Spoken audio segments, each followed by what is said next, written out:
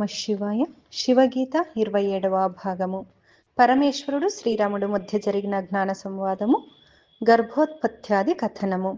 కదిలిన దంతములు మందగించిన దృష్టి గలవాడై రోగ నివారణమునకై కారము చేదు వగరు గల వస్తువులను వాడును.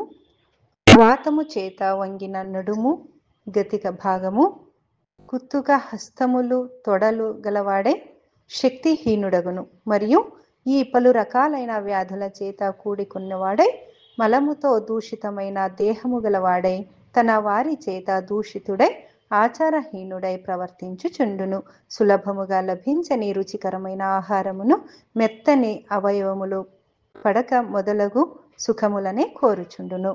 అవయవములు కంపనము కలవాడై సర్వేంద్రియముల శైథిల్యము వలన బాలుర చేతను అపహాస్యమునకు గురి అగుచుండును.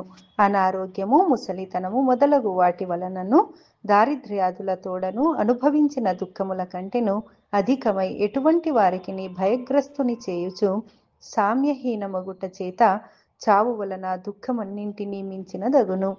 సముద్రములో తలదాచుకొని ఉన్న పామును కూడా గరుడని రీతిగా ఆత్మీయుల చేత చుట్టబడి ఉన్నను మృత్యువు చేత నపహరించబడును.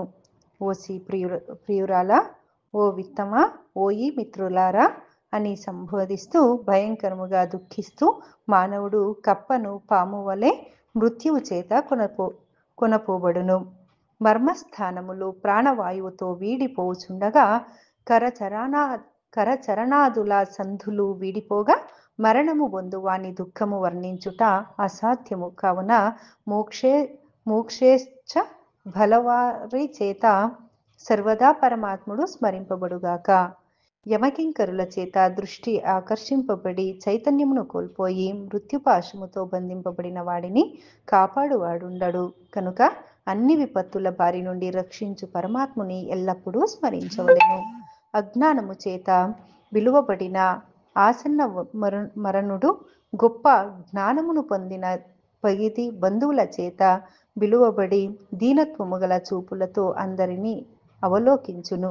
మాట్లాడు శక్తి లేని చేత చూపుతోనే తృప్తి నొందును.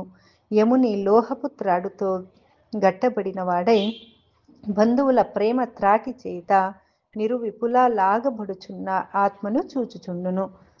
అలాంటప్పుడు జ్ఞానమును ప్రతిఫలం నిచ్చున్నది భగవద్ధ్యానమొక్కటే. ఎక్కిళ్లతో గట్టబడిన వాడై శ్వాసలతో నిండిన మృత్యువు చేత ఆకర్షితుడైన వాడికి రక్షకమైనదేదియూ లేదు కదా. సంసార యంత్రమున చక్రమున అధిష్ఠించి ఎక్కిన వాడు యమకింకురులతో ఆక్రమించిన వాడు ఎక్కడికి వెళ్ళుదును, ఏమి చేయుదును అని అతీవ శోక సంతుప్తుడై యమపాశము చేత బంధించబడును. నేనెక్కడికి వెళ్ళుదును, ఏమి చేయుదును, ఏమి గైకొందును, దేనిని విడుటును అని ఆలోచిస్తూ తాను చెయ్యబోవు పనిలో కింకర్తవ్యతామూఢుడై అతి కష్టముతో తన అసువులను వదలును. తర్వాత యమయాత అనుభవించుచు దేహము కలవాడై ఇక్కడి నుండి వెళ్ళి యమపురికి ఆయా యమయాతనలను పొందును. యమయాతనలో అనగా యమపట్టణములోని కష్టములలోని ఏ ఒక్కదానిని కూడా పేర్కొనుటకు శక్తి జాలిమి. ఇక ఆ యాతనల దుఃఖములనెవడు వర్ణింపగలడు? ఏ శరీరమైతే కర్పూర చందనాదులతో పూయబడుచుండునో, చిత్ర విచిత్రమైన అలంకారముల చేత అలంకరించబడునో, విలువైన వస్త్రములతో కనబడెనో అలాంటి శరీరము అసువులను బాయగా ముట్టదగనిది, చూడదగనిదే అగును. ఒక్క క్షణమైనను ఆలస్యము చేయకుండా ఇంటి నుండి విడలింతురు. సాయం సాయం వాసవృక్షం సమేతాః ప్రాతః ప్రాతస్తేన తేన ప్రయాంతి త్యక్త్యాన్యోన్యం తం చ వృక్షం విహంగ యద్వత్తద్వజ్ఞాత యోజ్ఞాతయశ్చ. పిదప ప్రాణముల బాసిన దేహమును కర్ర అంటే కట్టెలతో కాల్చి గాని లేదా ఖననము చేసి గాని అథవా నక్క, గ్రద్ద, కుక్క, కాకి మొదలగు వాటితో ఆ దేహము తినబడును. ఇక 100 కోట్ల జన్మలకైనను మళ్ళీ కనబడకుండా పోవును. మాయాకల్పితంబైన ఈ ప్రపంచమున తల్లి, తండ్రి, గురువు, స్వజనము మొదలగు ప్రతిజ్ఞ ఒట్టిదగును. ఎందుచేత అనగా స్వకర్మ చేతనొక్కటే బుట్టి ఒక్కడే పోవును. స్వకర్మ చేత నొక్కడే బుట్టి ఒక్కడే పోవును. ఈ జీవలోకము విశ్రాంతి వృక్షముతో సమానమైనది. ఎట్లయితే విహంగములు అంటే పక్షులు ప్రతి సాయంకాలం తమ తమ నివాస వృక్షము పైన కలిసి ఉండి ప్రతి ప్రాతకాలమునందు వృక్షమును వీడి వెళ్ళిపోవునో, అట్లే వాటి వలనే బంధువులు గాని వారు స్వకర్మ చేత తమను విడిపోవుదురు.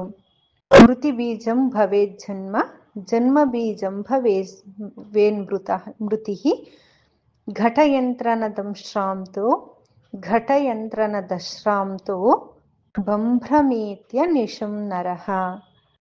గర్భే పుంసః శుక్రపాతాం ద్యదుక్తం మరణావధి.